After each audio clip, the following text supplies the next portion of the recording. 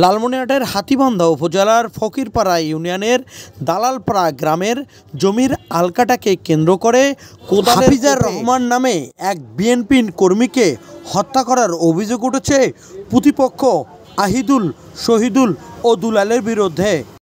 এ ঘটনায় দুইজনকে গ্রেপ্তার করেছে পুলিশ। হত্যাকাণ্ডের সাথে জড়িতরা ঘরে তালা লেগে পালিয়ে গিয়েছেন বলে স্থানীয়রা জানান। মোর ভাইয়ার জীবনের বদল জীবন মুই সাং মানছি যে মোর আমার বাবাকে মারছে শুধু আইদুল আর কে দুলাল শহীদুল তারপর শুধুল। তুমি কি চাও? আমি চাই ওদের বিচার হোক, ওদের ফাঁসি হোক। আমার বাবার শেষ একটা স্মৃতি ছিল, আমি স্কুলে সবসময় এগরোল করতেই থাকবো।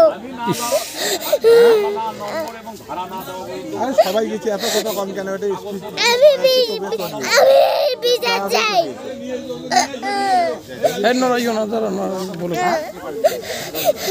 আমার পুরো ফ্যামিলিটাই কান্না করছে আজকে বাসিতে। আমার আমি কাকে বলে বাবা বলে ডাকবো? আমি কাকে বলে বাবা বলে ডাকবো? আমি কাকে বাবা বলে ডাকবো?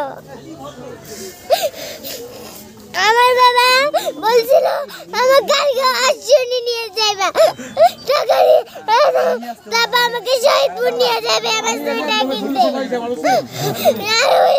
আমার বাবা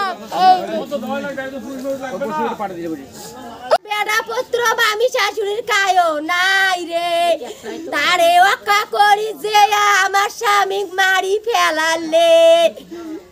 আমি তাদের সবাইরে ফাঁসি নেব। আমার স্বামীর জীবন যেতে অকালে গেছে।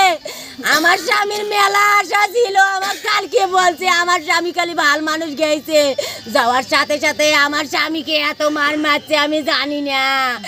আমি যদি 2 মিনিট আগে যাইতে আমার স্বামী বাঁচি যায়, আমার মাথা চলে গেল ভাই। কিন্তু আমি 2 মিনিট অপেক্ষার পরে আমার স্বামীর নাগার পাইলাম না। আমার এই যে আদেশ আল্লাহ, আমি সবাইরে ফাঁসি চাই।